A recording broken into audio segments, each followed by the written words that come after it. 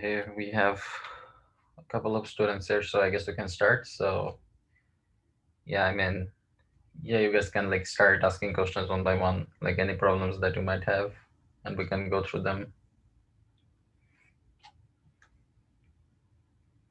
Yeah, I just had like kind of a, this is not really too specific, but like on problem 8, part 2. So the one where you ask us to write a simplified version of the stochastic Kalman filter, um, or like is you tell us it's the GH alpha beta filter. Did we go over that during lecture? Like I guess I was unsure like which No, part of the. we did not go through the alpha beta filter. It's Okay. like a very simple version of the Kalman filter. So what you will do is you will go through the reference, Hmm. and one of the chapters is on the alpha beta filter. So you just take a look at the chapter and then you know just implement Oh, it. is it from like a textbook? Yeah, the book is actually referenced in the question. Like you can see Kalman and Oh yeah, yeah. Okay. yeah. Okay.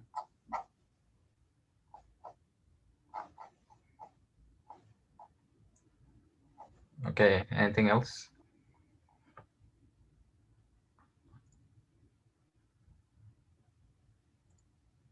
I guess like one more other thing I had was back. So for the root mean squared error on problem number 6.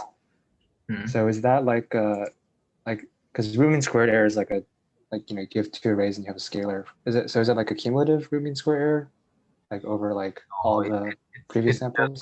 it's just going to be the arithmetic difference in your case. So why I Okay. use the word RMS is because what most people will do is they will have multiple runs, Hmm. then they're going to like calculate the error. But in your case, you're just calculating the error only once. So in your case, it's just going to be the arithmetic difference. At each point. You just subtract, and then add like so you'll get like a difference, and then you just report the difference for every timestamp. Okay. Yeah. Okay. Next. I actually have a question about problem 6. Hmm. Yeah, so I have a couple things. So this is related to problem 5. So I could let's start with 5 actually. I could manage to do 5, but it has a certain time delay in plotting. So that's okay, right? And that's expected as Yeah. well. So when you'll be like working on the plot, so you will try to like shift the plot a little to the left. Okay. Okay. Yeah. Yeah. That will be enough. Yeah. Okay. So in problem 5, how we do it is we read in we run a while loop and we keep reading in the instantaneous value of xyz acceleration, gyro, and magnetometer, and Yeah. then we put it in the fuse function Yeah. uh, every with those a single row. Yeah. Uh, Yeah. Yeah. Yeah. but for problem 6, when suppose we're implementing the CF filter, Hmm. we record like 20 seconds of data, and at the end of it you put in the whole accelerometer. So suppose the accelerometer recorded like 600 entries during that time.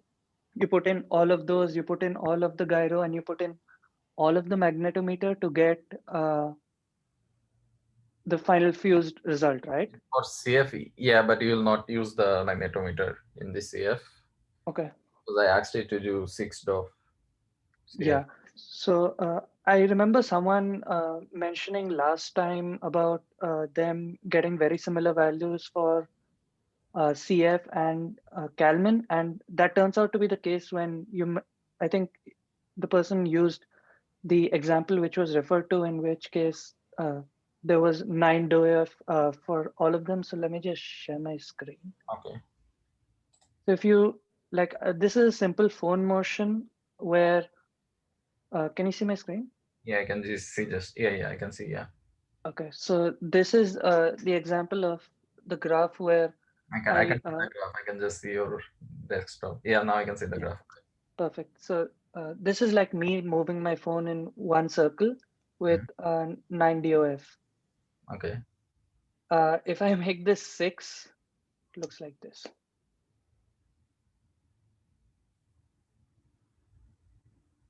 Mm. Because I think the So how the your pitch and roll is estimated is using some function called Euler D, which I guess needs the absolute values of your pitch and roll. Yeah, in this This, case, you'll get a error in the yaw. Yeah, that is what I want you to explain. But the pitch and roll should be kind of okay. uh, yeah, Why, the, why, why is there like such jumps in the middle? this is always happening when you use 6DOF. Also, so just to be sure, in this case, when we are comparing this with the ILKF, Hmm. we do ILKF at once, right? Like on the entire accelerometer, gyro, as well as magnetometer readings, all of them together, we do ILKF, or Yeah, we still do it one by one, like last time.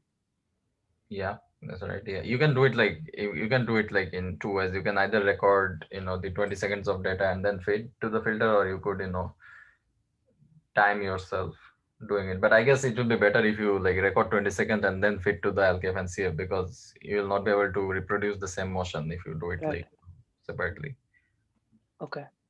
But yeah, for some reason, when you use the 6DOF version, it it gives out a different graph, and I think it's because of the way this function is implemented. Let's see what.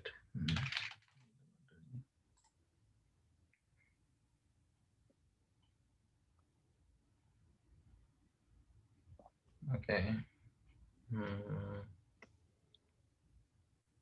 It's not supposed to give you that. I did give you defined graph all the time. I mean, maybe the initial estimates will be a little off, but Right. if you use ZYX, then it should be, I mean, close to the LKF one. Yeah, it is very close to the LKF when we use the 9DOF version of this thing, but if we use 6, it's like very So the different. 6 and the 9 plot side by side. Let me check. Yeah, sure. S- so this is 9 and that's 6 side by side.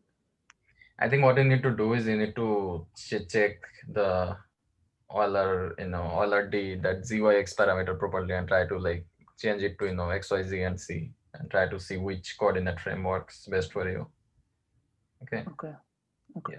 I'll try Just that. mess around with that and try to see how it works. Yeah. Uh, One other thing, however, the orientation graphs that we have are like totally different. So if you try plotting the actual orientation obtained from the phone, that looks like this, which is wildly different from both graphs in terms of magnitude What as are the well units? as What are the units? this is in degrees. The original one in the phone is in radians, and I just converted Are you this to plotting everything degrees. in degrees? Yeah. Okay. So one problem that some people faced is like when you're, yeah, I like saw this, that the orientation is not directly matching when you're trying to plot. So this is due to the problem with sampling rate. Mhm. So what happens is you are setting the sampling rate to 50 hertz on the phone, but due to Wi-Fi latency, it might reduce to half. Okay.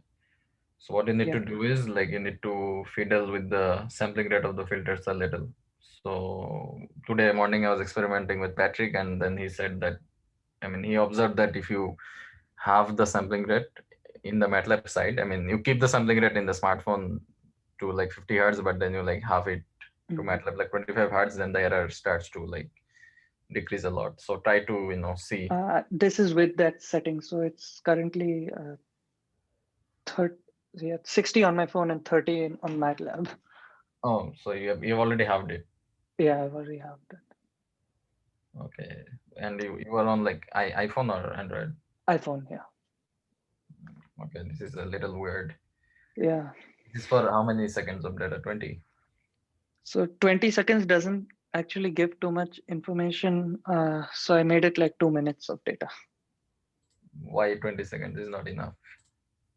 You get like very few values for I accelerometer think reading your because, Wi-Fi router is like very far, I guess. So I guess what you should do before all this is check, like if you set the sampling rate to 60, then actually how many samples you are getting yeah, per second. Like I try to see that. Yeah, it's very few actually. And the kind of rule I follow is that like whenever you get a nan or something, just make everything zero because No, on no, that's I that's not good.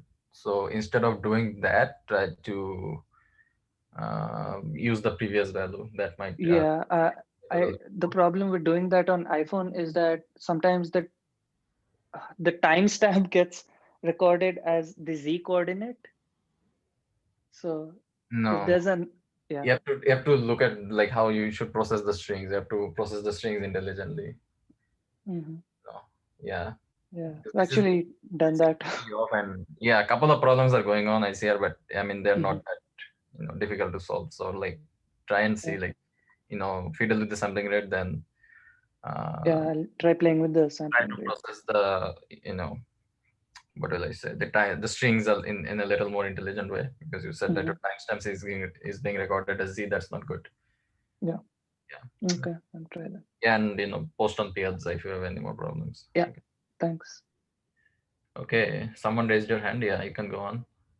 Uh, I hadn't completely gone to question 6, but I was working on the iPhone too, and I kind of had a similar issue with like truncating my strings. But I was thinking for problem 6, since you're using like data that was already collected, could I, instead of trying to stream it over Wi-Fi, just collect the data on my iPhone and then convert it to a CSV from my iPhone and just Yeah, sure. That's I was thinking maybe that would like fix the sampling for me. yeah, It was yeah. I guess really it goes bad. quite well. I mean, Yeah. since a lot of people are having issues with the Wi-Fi, then yeah, I guess if you are having too much problems with problem 6, then maybe you should just record the data on your phone and then you know put it through MATLAB for processing. Yeah, I'm totally okay with it. I don't have any problems with that.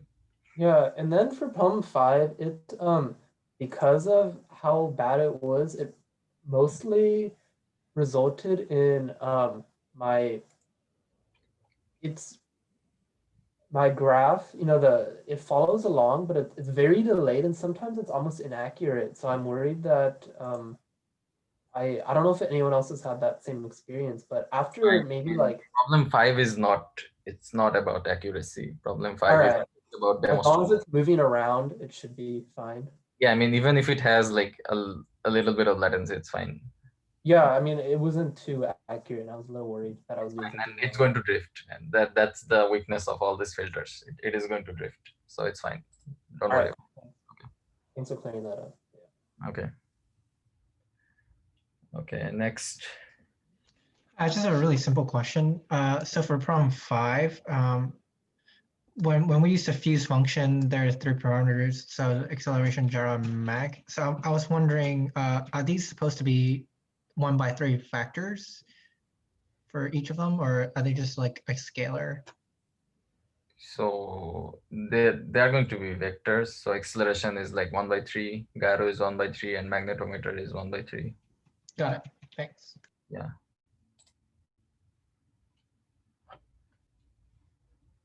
Okay. Yeah. Yeah. The next person can go.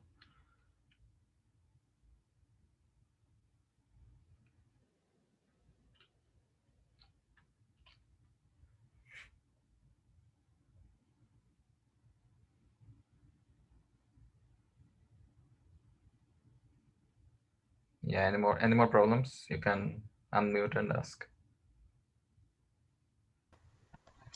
Hi, I have questions. Yeah. Could you just like help us to get started on problem 8.3? I'm trying to understand all those codes there, but it like just I'm circling around, gets me really confused. Okay. Okay. Just a minute. Yeah, it would be nice if you can explain it, and just getting started is fine. Yeah.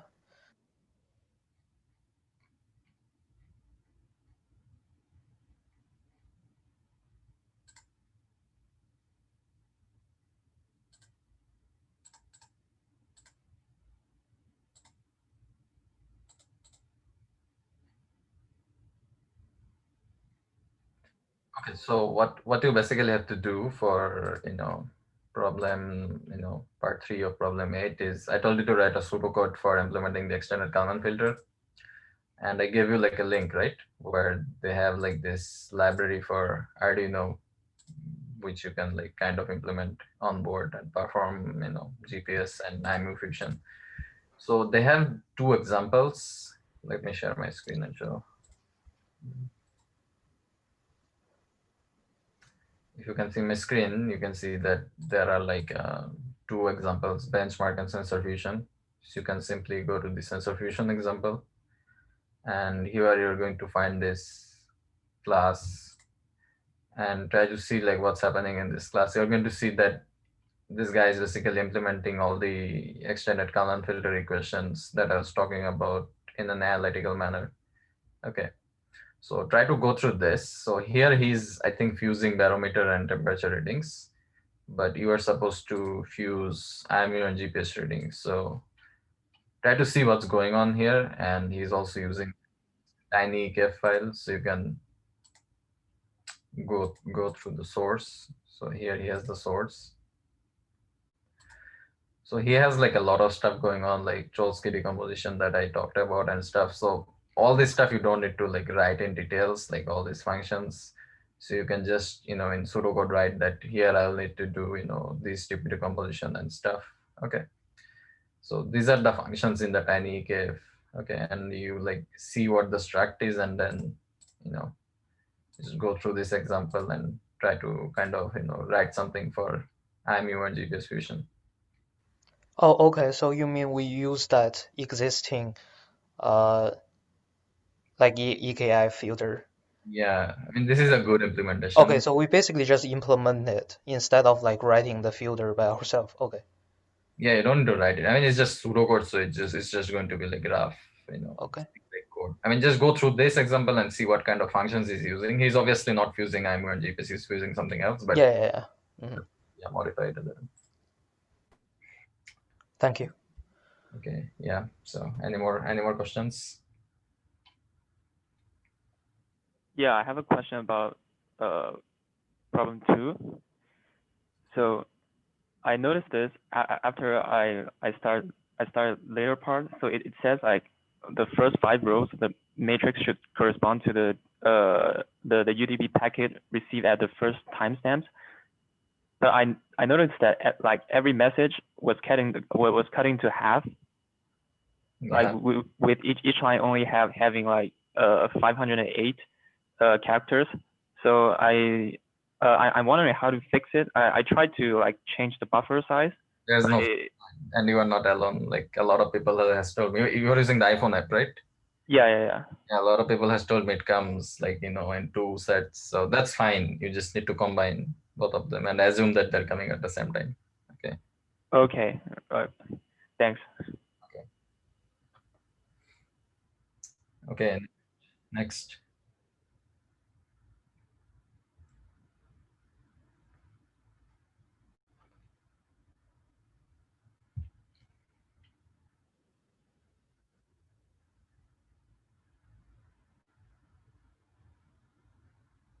Okay. Anything else?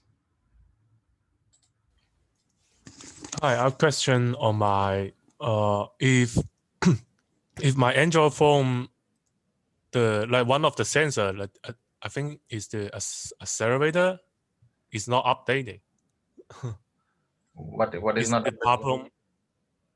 Like I open the app, okay. and I try to shake the phone, but the accelerator is not updating. It's just the constant number there.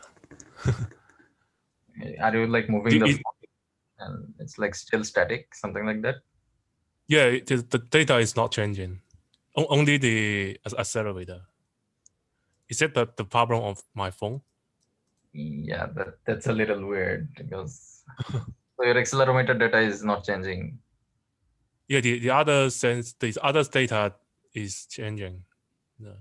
Okay, that's not good. I think you should change your phone and try with another phone if possible. Yeah. Okay. Yeah. Okay. Anything else?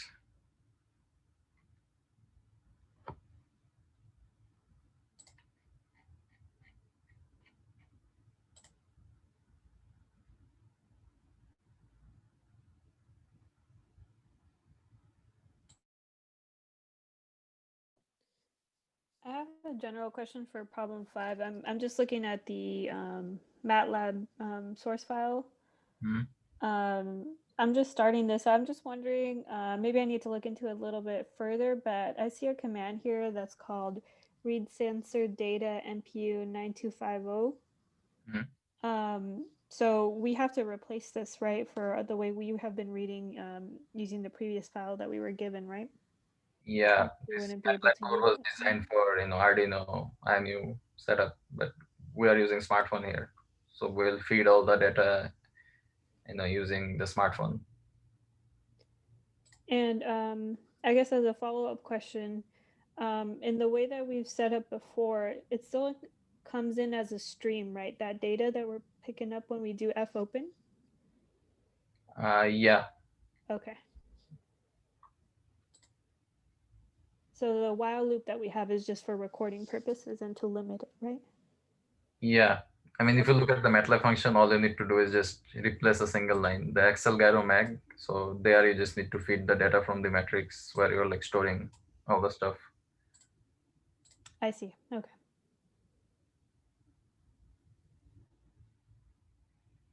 Okay. Any more questions?